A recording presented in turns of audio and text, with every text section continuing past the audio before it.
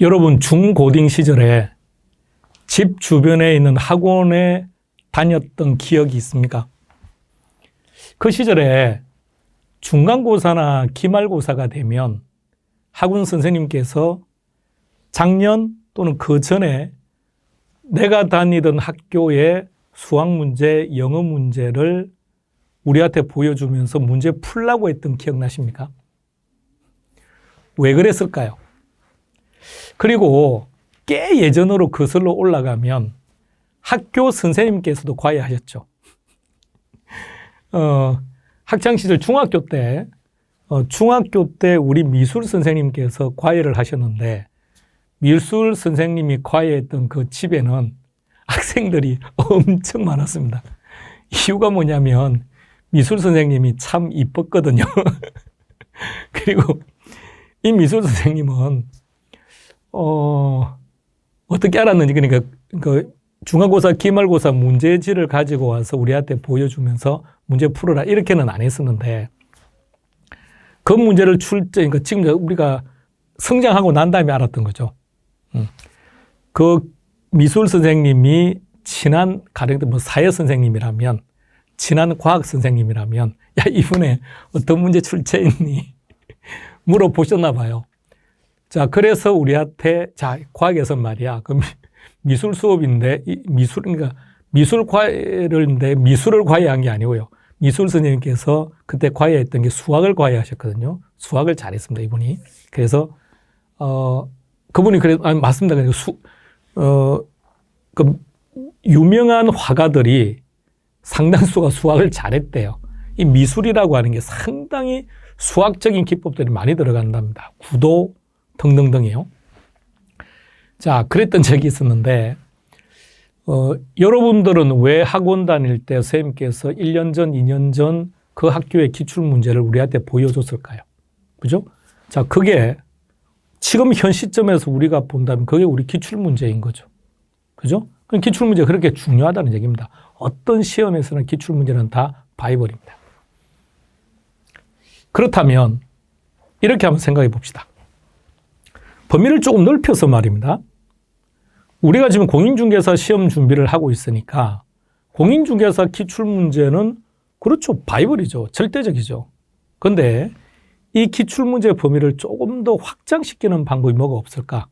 여기서 확장시킨다는 게 우리가 학습할 범위를 넓히는 것이 아니라 동일한 범위라 할지라도 문제가 조금씩 새로울 수 있으니까. 자, 그래서 그런 고민 속에 이번에 진행되는 단원별 모의고사는요, 진도별 모의고사는 어디에 포커스를 맞췄냐면 다른 고시에서 기출되었던 문제들 여러분들한테 소개시키는 게 이번 컨셉입니다. 그래서 부동산학 개론은 같은 범위가 감정평가사, 부동산학 원론밖에 없습니다. 물론 파고 들어가 보면 수요 공급 파트는 경제학이 다루어지는 시험 과목에서 가져올 수도 있고요. 치대론이라든지 도시 내부 구조 이론은요, 행정고시에서 가져올 수도 있습니다. 그 행시에서 문제가 나오거든요. 자, 그런데 포커스가 전혀 안 맞아요. 전혀 우리 시험과 전혀 포커스가 안 맞아요. 그래서 만약 가져와서 활용하면 여러분들은 불필요한 학습을 훨씬 많이 하게 됩니다. 그래서 감정평가사 기출문제만 가져와도 충분해요. 우리보다는 약간 형태를 다르게 가고 있으니까요. 세법 같은 경우는 공인회계사도 있고요. 세무사도 있고 공무원도 있습니다. 자, 근데 문제는 말입니다.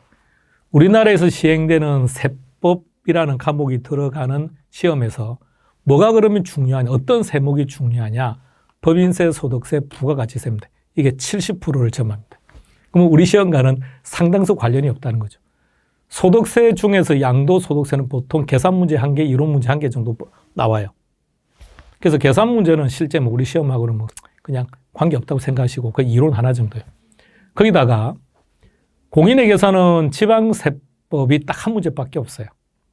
그리고 세무사 시험에는 아예 1차에는 지방세법이 없어요. 그리고 공무원 7급은 문제 형태가 완전히 바뀌어서 객관식 오지선택형 문제가 아닙니다. 그래서 필요 없어요. 그럼 국어 공무원인데 국어 공무원에서 국가직은 지방직 문제가 단 한 문제도 없어요. 그러면 지방직 문제는 전부 다 지방세예요. 그래서 거기서 문제 가져오고 이렇게 해서 문제를 좀 구성해서 보여드리려고 합니다. 단 앞서도 말했듯이 그들의 기출문제가 우리 시험과 포커스가 완전히 다른 문제라면 다 배제합니다. 필요 없습니다. 그렇게 학습하는 것은 우리한테 오히려 부담만 주는 거니까요. 동일한 범주의 동일한 내용에서 보여드리려고 하는 건데 그럼 거기서 우리가 뭘 얻고자 하는 거냐. 세무사 시험에서 중요한 것은요. 회계사 시험에서도 중요합니다. 그럼 공무원에서도 중요합니다. 우리도 중요합니다. 이 개념 아시겠습니까? 그러면 취득세 신고 납부에서 말입니다. 이런 거 혹시 기억납니까? 취득을 한 거예요. 그럼 당연히 취득세를 신고 납부를 했겠죠. 그 후에 이 대상이 중과 대상이 된 거예요. 다시 말하면 취득할 때는 일반 세율을 적용받았는데 취득하고 난 후에게 중과 세율 적용 대상이 되었다는 거죠. 자, 그럼 어떻게 하느냐? 중과 대상이 된 그날부터 중과 대상이 된 날로부터 60일 이내에 신고 납부를 해야 되는데 그런데 이미 지금 신고하고 납부한 세금이 있죠. 그럼 그건 어떻게 하느냐? 공제합니다. 단 가산세는 제외한다. 이 법 조문은요. 모든 세법에 다 있습니다. 모든 세법에. 다시 말해서 A라는 고시에서 중요한 내용은 B라는 고시도 중요하고 결론 우리 시험에서도 중요하다는 얘기입니다. 그래서 그 내용들을 여러분들에게 보여드려서 여러분들이 좀 더 학습을 하는데 효과적인 학습을 할 수 있는, 즉 선택과 집중을 함에 있어서 어디에 좀 더 선택하고 어디에 좀 더 집중할 수 있는가를 여러분 스스로 판단할 수 있는 그런 내용들로서 이번 특강을 구성했습니다. 부동산 시장은 우리 시험 초기 때, 그러니까 작년 11월, 12월보다 그리고 1, 2월보다 점점 상황이 좋아지고 있다는 걸 우리가 경험하고 있고요. 금리도 어떻습니까? 금리도 조금씩 하락하고 있습니다. 지금요, 예금 금리도 재미없지만 워낙 적으니까 대출금리 주담대는 3% 중반까지 떨어져 있습니다. 2달 전에 7%까지 갔던 게 지금 3% 중반, 거의 반이 떨어졌습니다. 부동산 시장 이대로 죽이지 않겠다는 정부의 강력한 메시지가 그렇게 반영이 된 거예요. 금융기관을 조금 통제하고 등등을 통해서 그렇게 됐고요. 그러다 보니까 대출도 상당히 조금 더 편해졌고 그러다 보니까 부동산 시장의 가격이 하락하는 것도 상당 부분 하락폭이 적어지거나 또는 어느 특정한 지역은 반등한다는 얘기도 있죠. 올해 시험 꼭 합격하셔야 됩니다. 여러분들이 크리스마스 전후를 통해서 자격증을 받고요. 그리고 실무 교육 받고 바로 내년 한 2월쯤에는 시작하시는 게 좋을 것 같아요. 오픈하시는 게 좋을 것 같습니다. 그때는 분명 부동산 경기가 지금과는 전혀 다른 시장으로 가 있을 겁니다. 그러니까 남은 시간 동안 아주 적극적으로 하셔야 돼요. 매번 뉴스가 부동산 시장이 재미없다고 하는 그 뉴스 때문에 11월 달에 시작하겠다고 마음먹고 스페셜에서 강의를 듣다가도 멈추고 안 보신 분들이 상당히 많습니다. 이제부터 시작하셔야 돼요. 이제부터 시작하셔도 충분하니까 단 지금부터 시작했을 때는 시험 치는 날까지 중간에 멈추면 안 돼요. 계속해서 반복하고 규칙적으로 학습하고 그러면 10월 28일 날 꼭 합격할 겁니다. 여러분, 시험은 늘 외롭고 힘든 겁니다. 그래서 그 시험이라는 과정을 한번 거치고 나면 우리 개개인 또한 보다 더 성숙해진다고 하는 거죠. 그래서 올해 말쯤 되면 여러분들의 보다 더 성숙된 모습을 기대하겠습니다. 그리고 조금 더 우리가 편안하게 진행을 해 나가고요. 그리고 멈추면 안 된다 그랬습니다. 이제부터는 멈추지 마시고 시험 치는 날까지 계속해서 걸어갑시다. 또 다음 달에 뵙도록 하겠습니다. 수고했습니다. 여러분들이 어떤 강좌를 학습을 하든 항상 숙보기가 바이블이고 숙보기가 정답입니다. 늘 숙보기하고 익숙해지셔야 돼요. 그래서 주무실 때는 어떻게 한다고요? 숙보기를 베고 주무셔야 돼요.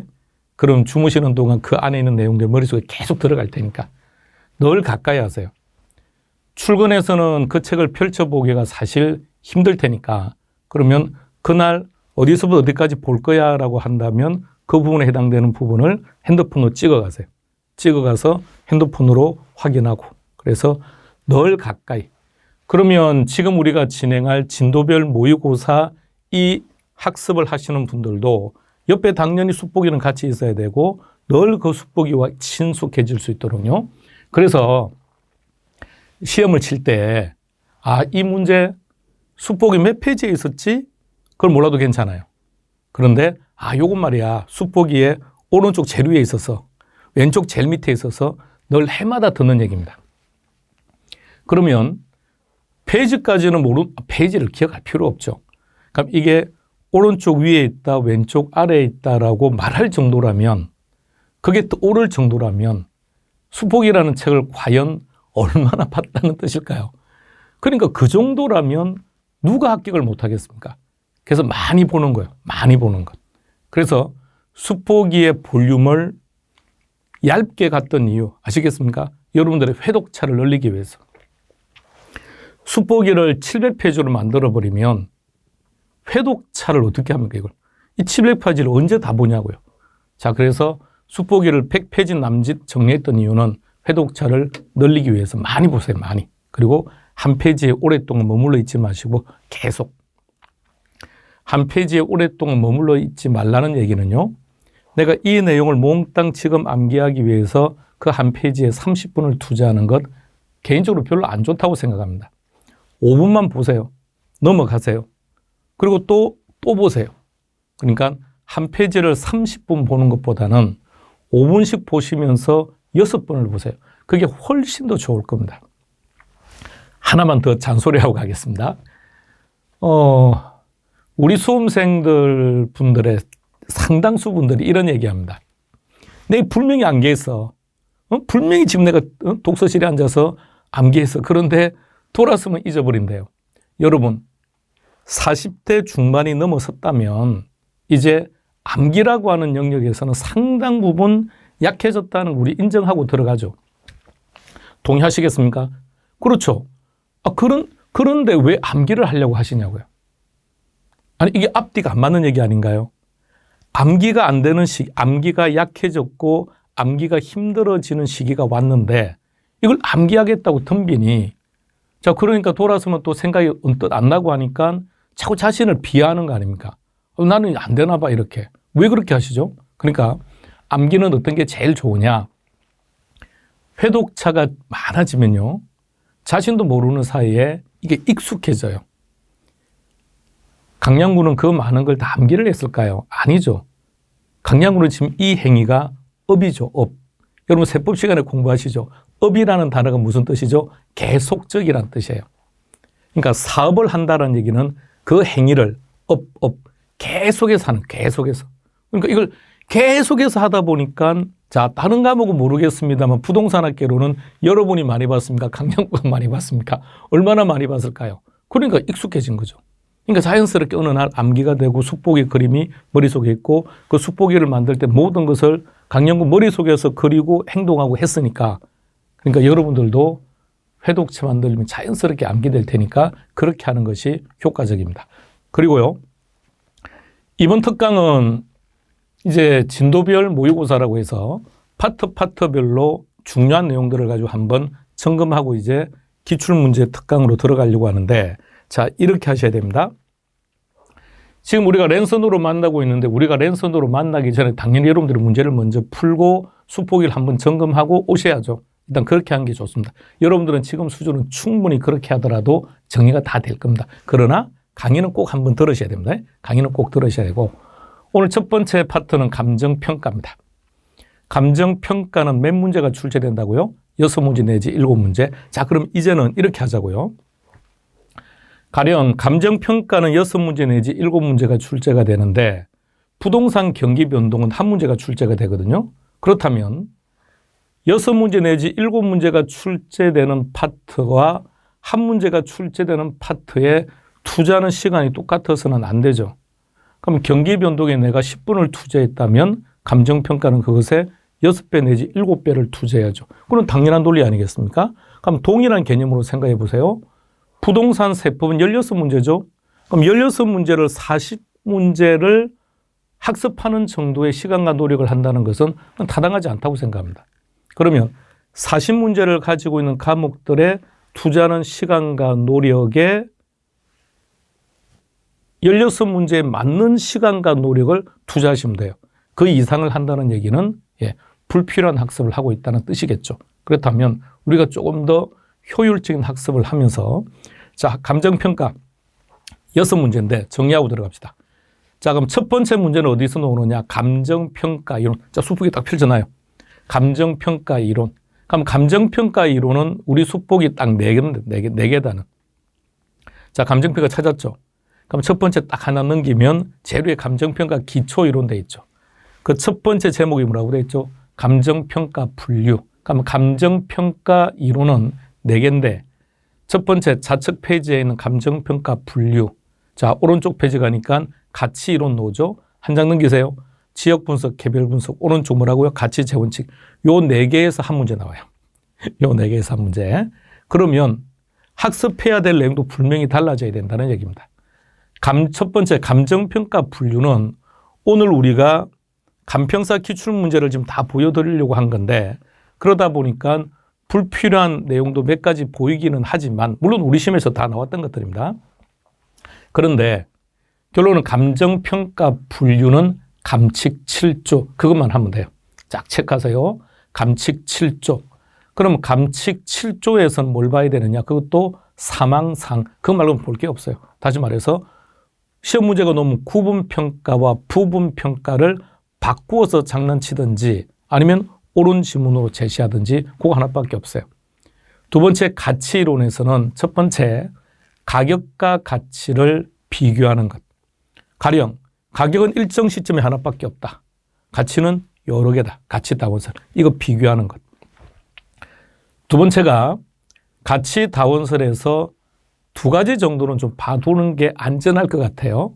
첫 번째가 사용가치하고 교환가치하고. 자, 왜 사용가치와 교환가치라고 자꾸 한 세트를 묶느냐 그러면 장난을 치면 이 둘만 바꾼다고요. 장난을 치면 이 둘만 바꾸는 거니까 결론 그 둘을 같이 기억해야죠. 그리고 투자가치와 시장가치, 주관적이냐 객관적이냐. 자, 그 부분. 자, 그리고 페이지 제일 아래로 내려가면 그림 보이죠.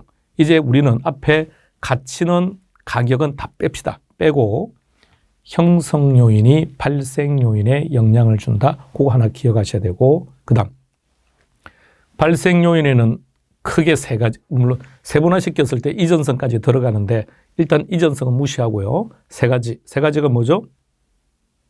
보고 말하면 안 돼요. 첫 번째 효용성, 유용성. 두 번째 상대적 희소성, 유효수요. 그래서 이들의 상호작용으로 부동산 가격이든 가치가 결정된다. 자, 그 내용. 지역 분석, 개별 분석에서 해야 될 것도 딱 3가지밖에 없어요. 결정해 보세요. 이게 지역 분석의 특징인지 개별 분석의 특징인지를 선택합니다. 표준적 이용을 판정한다. 그렇죠. 지역 분석. 그럼 표준적 이용 판정에 대립되는 게 뭐죠? 최유효이용. 다음. 지역 분석과 개별 분석입니다.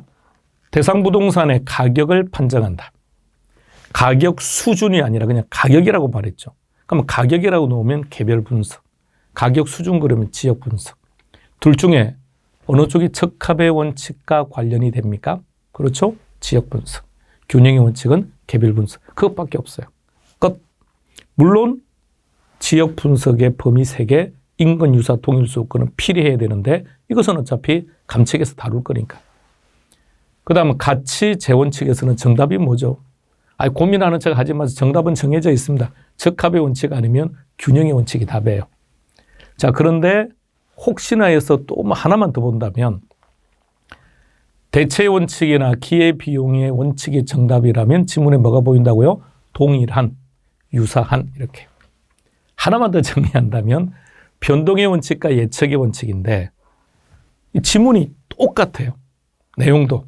단지 어떻게 접근하느냐. 그냥 변한다. 가치 형성률, 그러니까 가치 형성률 몰라도 괜찮아요. 그냥 변한다로 끝나버리면 변동의 원칙이고 자, 변하니까 분석해야 되지 않느냐. 판단해야 되지 않느냐. 이런 말들을 놓으면 예측의 원칙. 그래서 그게 딱 한 문제. 한 문제니까 한 문제 정도의 시간을 투자하셔야 돼요. 자, 그 다음에는 감정평가 3방식, 전체 구조, 가치의 3연성, 3방식, 7방법, 좀 더 블랭크 채우는 형태들. 그리고 시상가에게 조정과 연결해서 하나. 그 다음에 계산 문제, 셋 중에서 2개. 그 다음에 감칙 2개, 공시법 1개. 그러니까 법은 하나도 놓치면 안 됩니다. 자, 이제 한번 시작해 볼까요? 첫 번째 대표 문제로 나와 있는 겁니다. 자, 이 지문요. 그러니까 감정평가 분류 파트는 결론은 이것밖에 없어요. 부분평가하고 구분평가하고. 자, 부분평가가 옳은 지문이라면 지문에는 반드시 뭐가 있다고요? 일부. 정확합니다.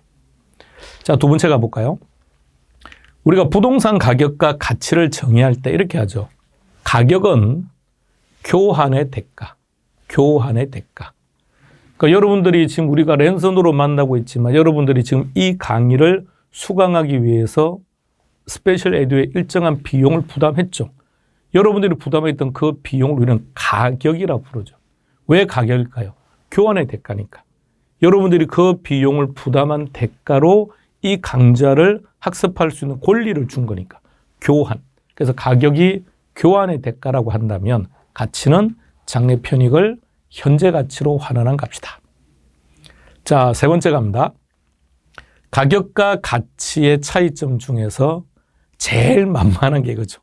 잘 틀리니까. 자, 그 전에 과거의 값, 현재의 값, 미래의 값이 있는데 일단 먼저 어떤 경우도 미래의 값은 없어요. 가치가 되든 가격이 되든 미래의 값이라는 단어가 보이면 무조건 그 지문은 틀린 지문이라는 얘기입니다. 자, 3번 봅시다. 첫 번째 과거의 값이랍니다. 그러니까 과거의 값이라는 표현은 교환을 했으니까 앞으로 교환을 할 거다가 아니고 교환을 했다는 게 가격이죠. 그래서 가격은 교환의 과거의 값입니다. 자, 두 번째는 현재의 값이라고 했습니다. 장래를 현재로. 2번 지문을 보세요. 장래 편익을 현재 가치로 환원했다 그랬죠. 현재 가치로 환원했으니까 현재 값. 이게 가치입니다. 4번. 앞에 있는 가치, 가격 아예 무시. 가치라고 있던 가격이라고 나와 있던 그것도 전혀 신경 쓸 필요 없고. 자, 4번 읽어봅니다. 시작. 아니요. 같이 읽지 말고 시작. 형성 요인은 발생 요인에 영향을 미친다. 시작. 이거 정말 별 의미가 없어요. 아니. 실무에서는 상당히 중요한 거지만 실제 시험에서는 큰 의미가 없어요. 그런데 형성 요인하고 발생 요인의 위치를 싹 바꾸면 참 깝깝합니다. 그러니까 그거 하나. 형성 요인이 발생 요인에 영향을 미친다. 자, 지역 분석과 개별 분석으로 들어갔을 때 지역 분석에서 대표적인 세 가지가 뭐라고 했습니까? 첫 번째, 표준적 사용. 두 번째, 가격 수준. 하나 더 말한다면 적합의 원칙. 그렇다면 지역 분석이 표준적 사용을 판정하는 거라면 개별 분석은요? 오케이, 체유효 이용. 지역 분석이 가격 수준이라면 개별 분석은 뭐라고 해야죠? 가격. 근데 그 구체적 단어를 제시한 적도 있기는 합니다. 아주 예전에. 한 20년 전에 한번 그렇게 제시가 된 적도 있는데 그렇게 제시될 가능성은 별로 없다는 거죠. 왜냐하면 그 구체적 이 단어가 개별 이 단어와 일맥상통하는 의미이기 때문에 그래서 가격에 대해서는 어떻게 판단한다? 수준. 그러니까 수준이라는 단어가 보이면 지역 분석, 안 보이면 개별 분석. 6번으로 갑니다. 관련되는 가격 원칙이다. 그죠? 균형의 원칙이라고 하는 것은 대상부동산 그 자체죠. 그럼 대상부동산 그 자체니까 개별 분석일 거고요. 적합의 원칙이라고 하는 것은 환경을 이야기하는 거니까 지역 분석입니다. 7번으로 갑니다. 감가인데요. 자, 먼저 균형의 원칙이라고 했으니까 여기서 이 지문에서 균형의 원칙을 설명하고 있는 키워드를 하나 찾아보세요. 오케이. 구성요소. 자, 이 단어가 시험에 나와요. 구성요소라는 단어가 나온다고요. 자, 저 단어를 바꿔보세요. 스톱. 대상부동산 그 자체라고 우리가 기억은 하되 실제 시험은 대상부동산 그 자체는 안 나온다는 얘기죠. 그러면 대상부동산 그 자체는 그냥 우리가 그냥 전체를 포괄해서 그냥 기억하고 있는 거고. 자, 구성요소. 다른 말로 바꾸세요. 좋습니다. 냉난방비, 화장실, 층간소음, 주차장 면적 이런 것들.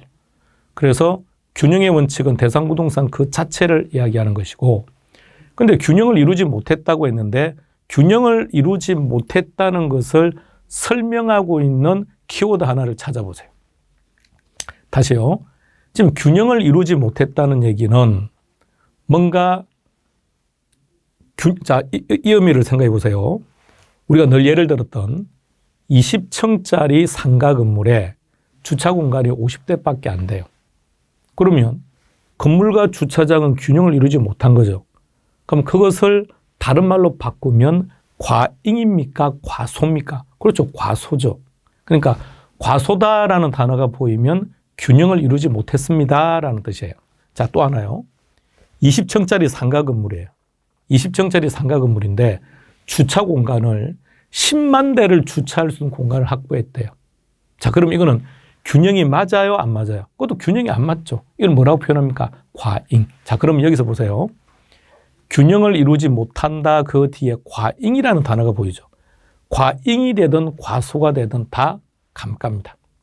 과잉이 되든 과소가 되든 이 말은 다 균형을 이루지 못했다는 뜻이기 때문에 과소가 된다고요. 우리 흔히 이런 얘기 잘하죠.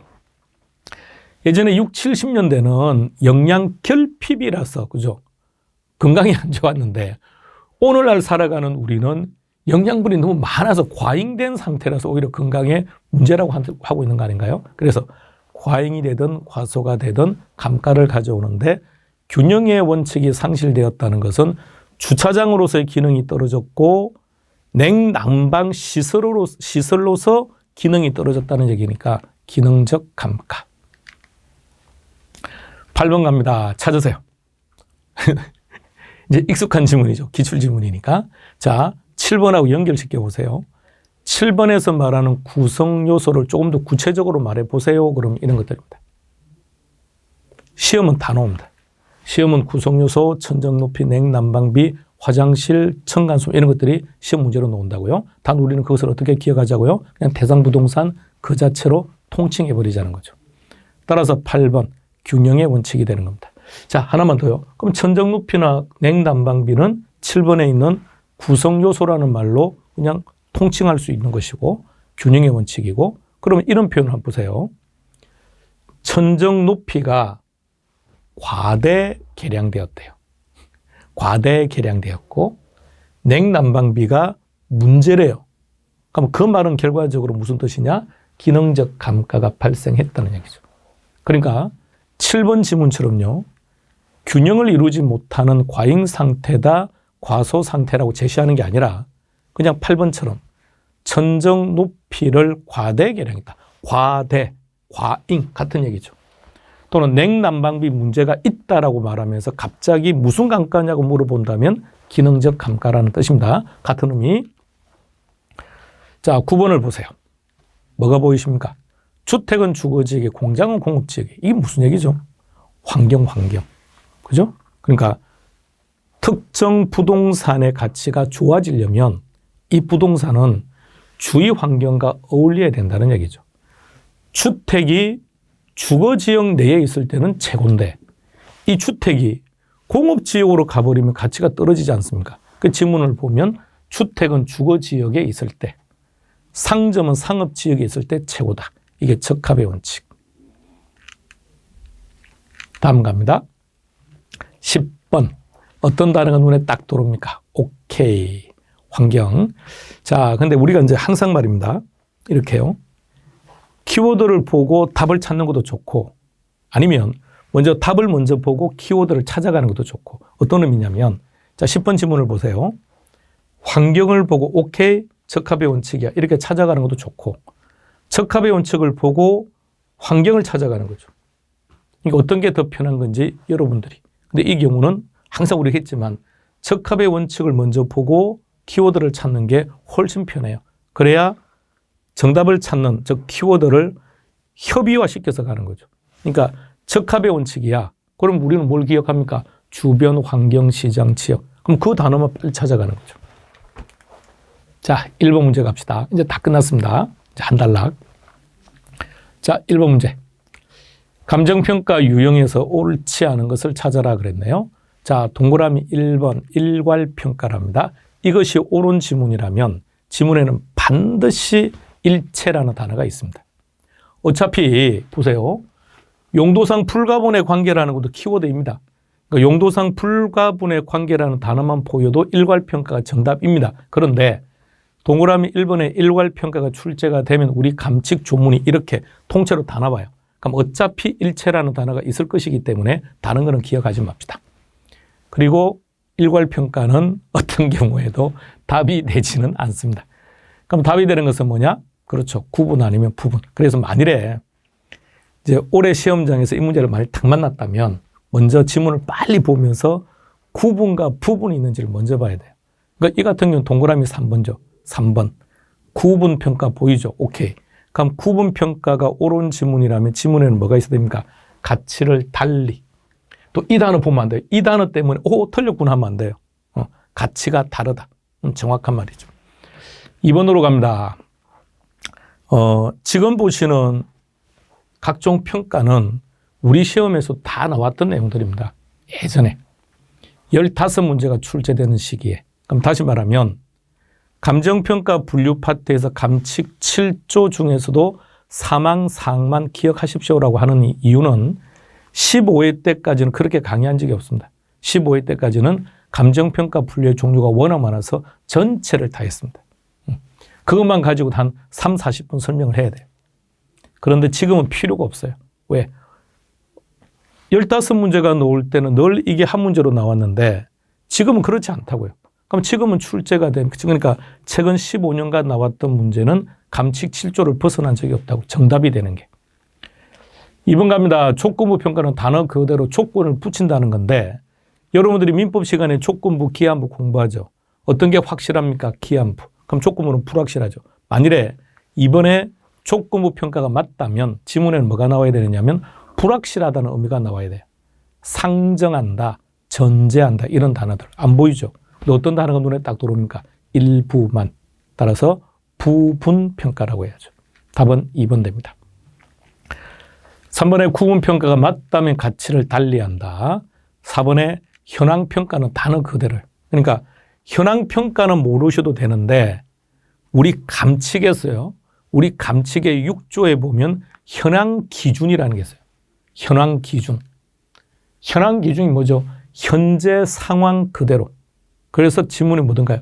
이용 상황 및 공법상 제한을 받는 상태. 이용 상황 및 공법상 제한을 받는 상태처럼 현황평가라고 하는 것은 있는 그대로, 지금 현재 있는 그대로 평가한다. 5번에 참모평가. 그냥 듣는 겁니다. 한번 그냥 보는 거예요. 그냥 감평사 시험에서 나왔으니까. 이 시험 문제를 출제하는 출제위원과 우리 시험을 출제하는 위원은 똑같아요. 똑같은데 감평사 시험에 감정평가 원론이라는 과목으로 들어간 게 이제 올해가 8년 차예요. 초기는 공인중개사 기출문제만 딱 풀고 감평사 문제를 딱 풀면 90% 다 맞춥니다. 왜? 똑같았거든요. 근데 이제 한 3회를 지나면서부터는 확실히 우리보다 속도가 빨리 나가요. 약간 우리보다는. 예. 왜냐하면 그쪽은 과목 자체가 회계학도 있고 경제학도 있고 감정평가 실무도 있고 이러니까 아무래도 학습하는 내용이 많으니까 법 조문에 국한되는 것이 아니라 시행령, 시행규칙 내지는 내규까지 가서 물어봐요. 그러니까 우리보다는 좀 상당히 빠르게 가고 있으니까. 그래서 우리 입장에서 우리보다 조금 더 빨리 진행하는 걸 해두면 그러면 우리는 안전하게 갈 수 있죠. 우리 기출문제와 평가사 기출문제 정도만 정리하면 되니까. 자, 참모평가는 어떤 거냐면요.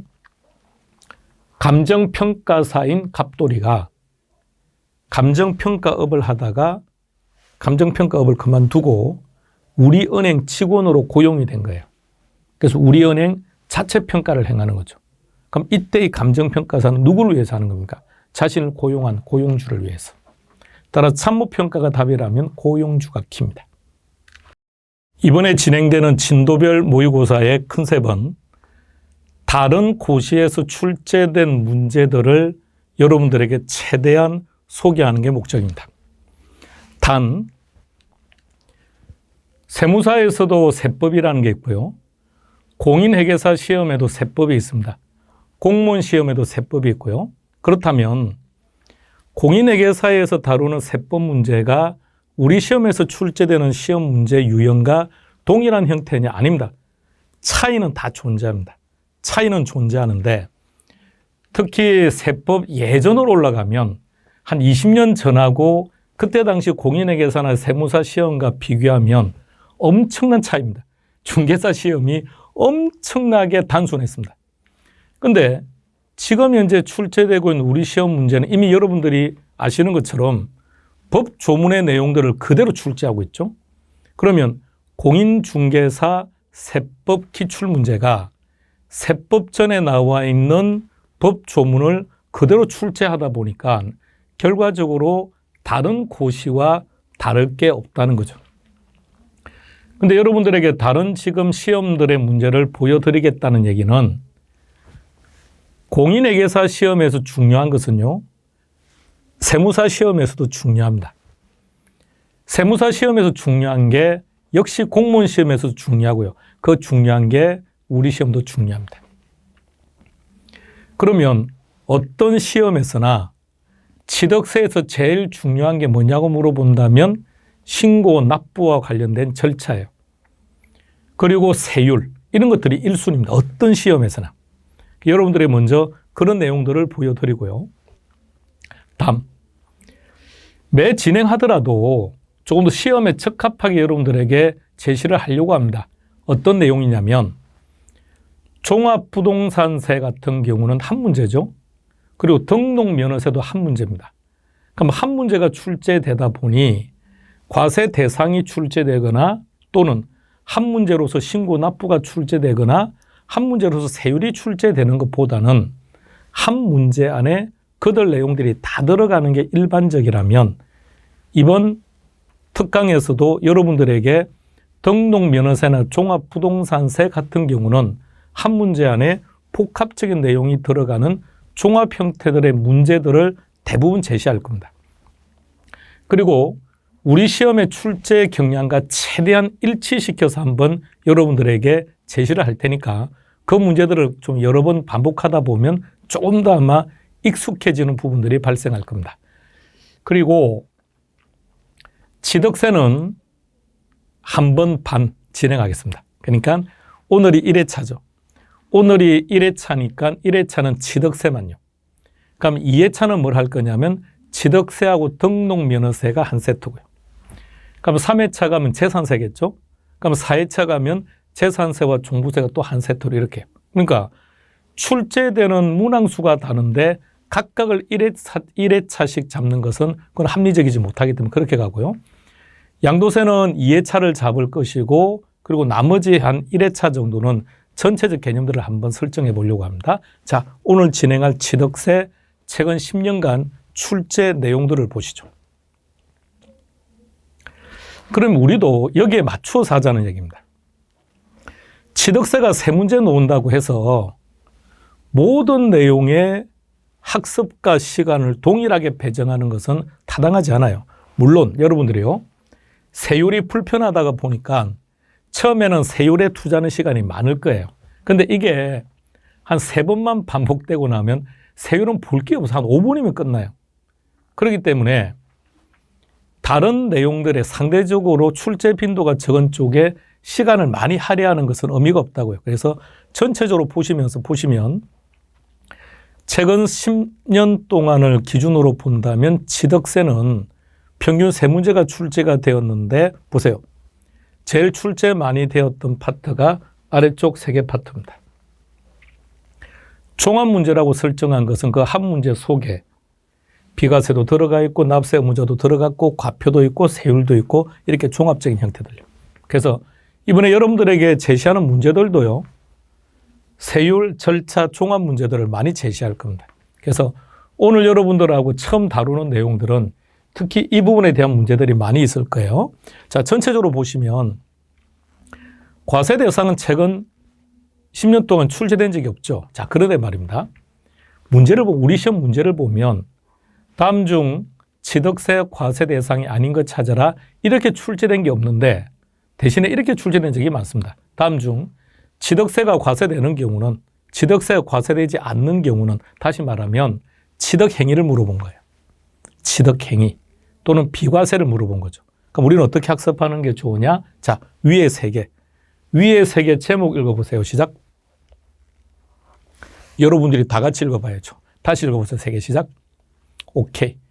그럼 취득의 개념 및 취득행위, 과세 대상, 비과세 합쳐서 한 문제. 이렇게. 합쳐서 꼭 한 문제는 아니고, 한 문제는 아니고, 자, 그렇게 해서 한 세트. 그렇게 학습을 하셔야 돼요. 왜? 시험 문제 그렇게 출제가 되니까. 다음은 취득세, 비과세에 대한 설명이다. 틀린 거 찾아라. 물론 그렇게도 나옵니다. 그렇게도 출제가 되는데 그런 형태보다는 다 합쳐서 문제가 나오고 있다는 것을 이제 문제를 풀다 보면 확인하시게 될 겁니다. 자, 이제 전체 출제 형태들은 이렇게 계속 제시할 테니까 어디에 우리가 조금 더 시간 안배를 많이 하면서 집중할 건지 선택과 집중에 늘 관심 가지고 보시기 바랍니다. 자, 대표 문제 몇 가지만 정리해 보겠습니다. 자, 첫 번째 1번 지문 보세요. 별거 아닌데 여러 번 출제되었고 별거 아닌데 실수로 많이 틀립니다. 표현을 보세요. 사실상 취득이긴 한데 등기를 하지 않았대요. 그래서 실제로 내가 취득을 한 거라고요. 그런데 등기든 등록을 안 했답니다. 그러면 등기 등록을 안 했으니까 취득세를 그러면 과세를 해야 되느냐 안 해도 되는 것이냐 이런 질문들이 여러 번 나왔다는 얘기죠. 그래서 우리가 취득세의 특징 중에 한 가지 취득의 개념에서 취득이란 뭐냐 그러면 사실상 취득이라 그러죠. 그러면 사실상 취득이라는 것은 어떤 것을 말하느냐 등기를 하든 안 하든 관계없이 실질적으로 취득을 했다면 취득세 과세 대상이 된다 이런 얘기입니다. 2번 질문 한번 봅시다. 자, 표현을 쭉 읽어보세요. 차량, 기계장비, 항공기 및 주문을 받아서 건조하는 선박탁 요 네 가지요. 잘 봅니다. 자, 이들은 원시 취득에 대해서는 과세하지 않는다 그죠? 천천히 생각해봐요. 예전에 우리 숯보기 할 때. 자동차를 제조하는 회사가 자동차를 만든 거예요. 그럼 이 자동차가 그게 실은 원시 취득이죠. 자, 거기에 대해서 자, 잠시 멈추고요. 건설회사로 갑시다. 건설회사가 아파트를 신축하면 그게 원시 취득이죠. 그럼 건설회사가 소유권 보존 등기를 해야죠. 그럼 동일한 개념으로 자동차를 제조하는 회사가 자동차를 생산하면 그게 원시 취득인 거죠. 원시 취득인 것이고 그럼 소유권 보존 등기를 해야 되는데 자동차, 차량, 자동차, 기계장비 등에 한해서는 원시 취득에 대해서 취득세를 부과하게 되면 그것만큼 자동차 가격이 상승하게 되고 그럼 자동차 가격이 상승하게 되면 국내도 문제지만 우리가 수출을 해야 되는 입장에서 본다면 수출할 때 자동차 가격이 올라가게 되면 대외 경쟁력이 떨어지는 문제가 있죠. 그러한 이유로 인하여 이들은 원시 취득에 대해서 과세하지 않는다. 승계 취득에 대해서만 과세한다는 거죠. 자, 그거 한 가지 기억하세요. 실은 이번 지문 같은 경우 취득의 행위에서는 이 정도밖에 없어요. 우리가 기억할 만한 게. 취득세 과세 대상에서는요. 자, 3번을 한번 볼까요? 지목이 변경되면서 가액이 증가하느냐, 가액이 증가하느냐, 면적이 증가하느냐. 면적이 증가하면 어떻게 보는 거죠? 면적이 증가하게 되면 원시 취득이 되죠. 원시 취득이 되니까 취득세 세율은 2.8%가 되는 거고 3번처럼 가액이 증가하는 것은 간주 취득이 되니까 취득세 세율은 어떻게 됩니까? 2%가 되는 거죠. 그래서 가액이 증가하느냐 아니면 면적이 증가하느냐 구분하셔야 됩니다. 다음 4번 질문을 보세요. 배우자 또는 직계 좀비소 간의 부동산을 매매했답니다. 부부끼리 또는 직계 좀비소끼리 부동산을 매매했다면 이것은 매매가 아니라 뭘로 본다? 정여로 본다. 따라서 정여취득. 이런 경우는 유상승계취득이 아니라 정여취득으로 보겠다는 겁니다. 자, 그러나 등기를 요하는 자산의 교환을 하거나 배우자 및 직계 좀비소입니다. 또는 매매를 했는데 이때 지급된 매매 대금을 입증을 한다든지 그럴 때는 뭐로 본다? 유상승계취득으로 봅니다. 그래서 5번 등기가 필요한 부동산을 서로 교환했다. 유상승계 취득. 6번도 보세요. 매매를 했답니다. 매매로 취득을 했으니까 4번 지문과 똑같은 형태죠. 그런데 그 대금을 입증했답니다. 그럴 때는 유상취득으로 본다. 7번 공매로 취득했다면 이것도 유상승계 취득으로 본다. 다 같이 묶어서 봐야 돼요. 자, 4번이 원칙. 4번이 원칙. 이러한 경우에 한해서는 뭘로 본다? 유상승계 취득으로 본다. 한 번 더 확인하고 넘어갑시다. 확인하고 오세요. 자, 계속 갑시다. 이번에는 8번. 자, 우리는 8번은 취득세에서 비과세 대상에 있는 거죠. 임시용 건축물. 여기서 키는 뭐라고? 임시용. 그러니까 임시라는 개념이 뭐라고요? 1년 이내. 따라서 1년을 초과하지 않는 임시용 건축물에 대해서는 취득세가 비과세가 되니까 부과하지 아니한다. 9번으로 갑니다. 자, 지금 보시는 이 내용은 취득세에만 적용되는 것이 아니라 모든 세법에서 다 동일하게 적용되는 거죠. 모든 세목에서. 이런 거죠. 국가 간의 거래를 하는 것은 원칙상 다 비과세죠. 단, 외국 정부가 우리나라 부동산 취득에 대해서, 우리나라 부동산 등기 등록에 대해서 과세를 했다? 그럼 우리도 똑같이 과세를 하면 되는 거죠. 따라서 9번 지문을 보시면 기부 체납 조건으로 취득을 했다면 당연히 취득세는 비과세가 된다. 자, 그런데 키워드 그 다음에 키를 찾아요. 기부 체납하기로 했던 그 대상물에 대해서 무상 사용권이 제공되었다면 이것을 이용하는 사람의 입장에서는 무상으로 사용하니까 거기서 일정한 혜택을 보는 거죠. 그 부분에 대해서 과세하겠다. 10번으로 갑니다. 공동주택의 개수. 자주 나오는 부분이죠. 자, 첫 번째. 공동주택의 개수 그럼 기준이 뭐가 된다고요? 시가 표준액 9억. 그러니까 시가 표준액이 9억 이하냐 9억을 초과하느냐. 따라서 공동주택의 개수를 했는데 시가 표준액의 수도. 자, 왜 시가 표준액이죠? 무조건 지방세는 시가 표준액, 국세는 기준시가. 그러니까 이거 가지고 고민할 필요 없다고요. 그래서 공시가격을 기준으로 해서 지방세를 부과할 때는 시가 표준액이 되고 국세를 부과할 때는 기준시가가 되는 거니까 그러면 당연히 시가 표준액이니까 이런 것들은 이것 때문에 시가 표준액, 이렇게 암기하지 말라고요. 다시 갑니다. 공동주택의 개수에 있어서는 시가 표준액이 9억을 기준으로 9억을 초과하면 무조건 취득세 과세, 9억 이하면 취득세 비과세. 단 공동주택의 개수 중에 9억 이하라고 하더라도 대수선이라고 돼 있어 무조건 과세. 그래서 10번은 조건이 두 가지죠. 공동주택 개수로서 9억, 시가 표준액이 9억 이하고 대수선이 아니라고 하면 취득세는 비과세한다. 따라서 부과하지 아니한다. 11번으로 갑시다. 이것도 아주 간단한 개념. 이제 익숙해졌죠? 주택조합이 조합원용 부동산을 취득하느냐 비조합원용 부동산을 취득하느냐 이거죠. 따라서 주어진 지문처럼 조합원용으로 취득을 하게 되면 조합원이 취득세 납세 의무자가 되는 것이고 비조합원용 부동산을 취득하게 되면 누가 납세 의무자가 된다고요? 조합이.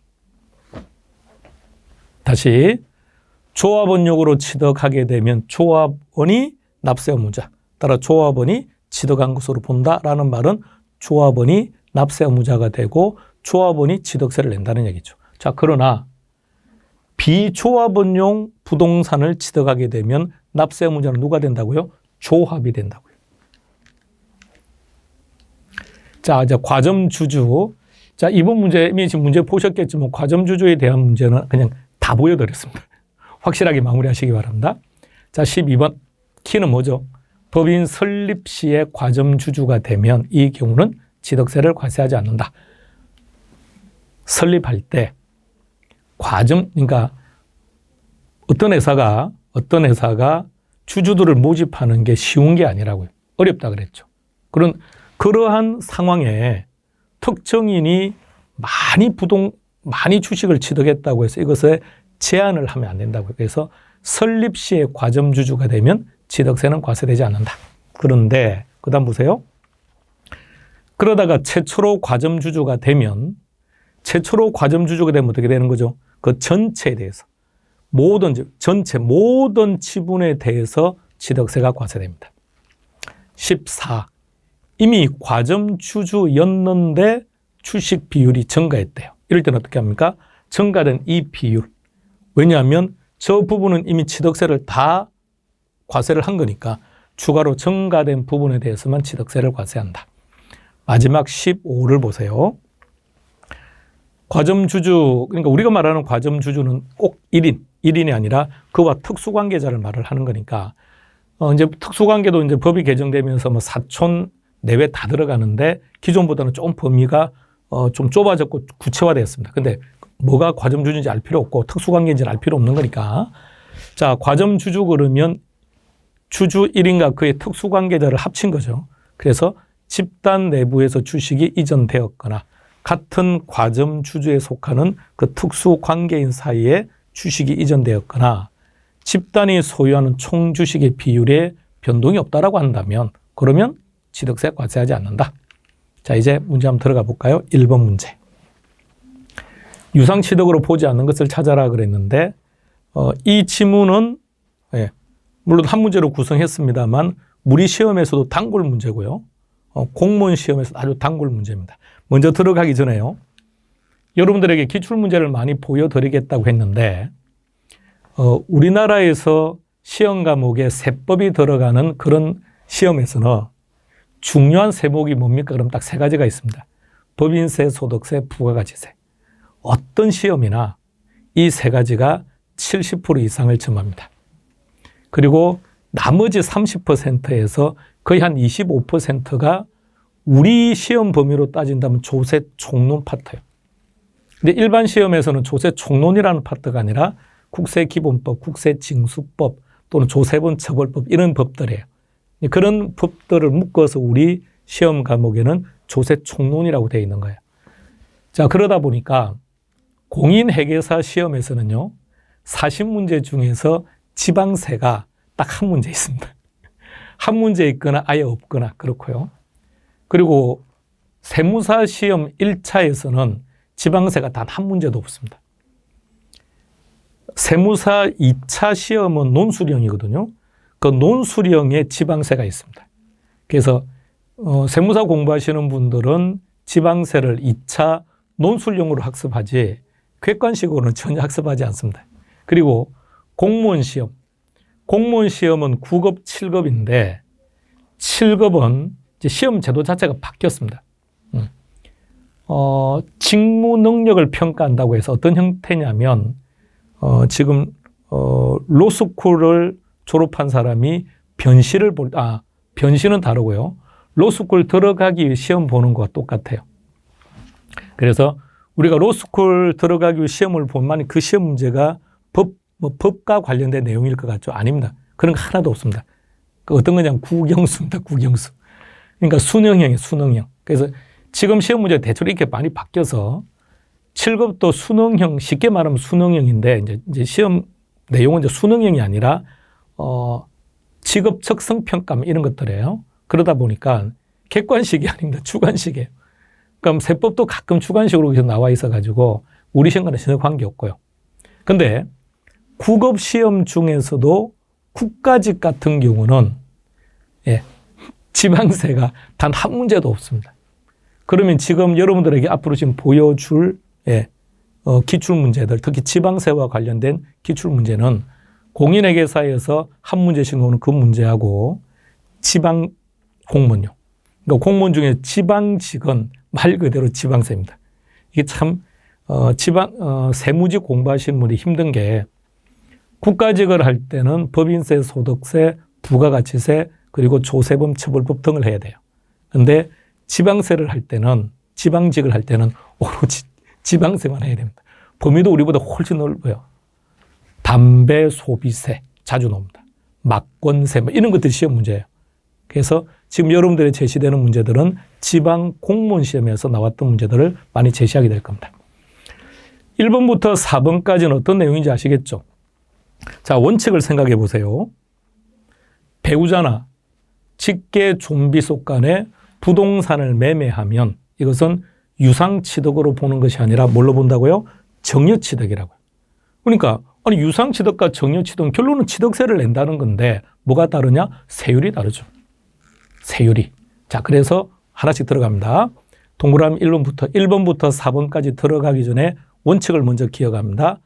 배우자 및 직계 좀비 속 간에 부동산 등을 교환하게 되면 어떻게 된다고요? 그것은 유상승계 취득으로 보는 것이 아니라 정여 취득으로 보는 건데 예외적으로 1번 공매인 경우, 두 번째 파산 선고로 인해서 취득하는 경우, 그리고 세 번째 대가를 지급한 사실을 증명하는 경우, 네 번째 등기가 필요한 부동산을 교환하는 경우, 이런 경우에는 배우자 및 직계 좀비 속 간이라고 하더라도 뭘로 본다? 유상승계 취득으로 본다. 기억해야죠. 자, 5번으로 가볼까요? 여기서는 키가 부담부 정여죠. 자, 부담부 정여. 부담부가 세 글자니까 3개월 기억납니까? 자, 그것도 기억해야 되지만 부담부. 그러니까 부담부 정여에서 그 부담부는 뭔가요? 채무액이죠. 그건 뭘로 본다? 그거는 유상승계 취득으로 보고 정여는 뭡니까? 그럼 정여 부분은 정여죠, 말 그대로. 자, 그럼 내용을 보세요. 취득한 경우 그 채무액에 해당되는 것은 유상승계 취득이죠. 그런데 이 부분을 제외한 나머지는 정여가 되는 거니까. 따라서 답은 5번 됩니다.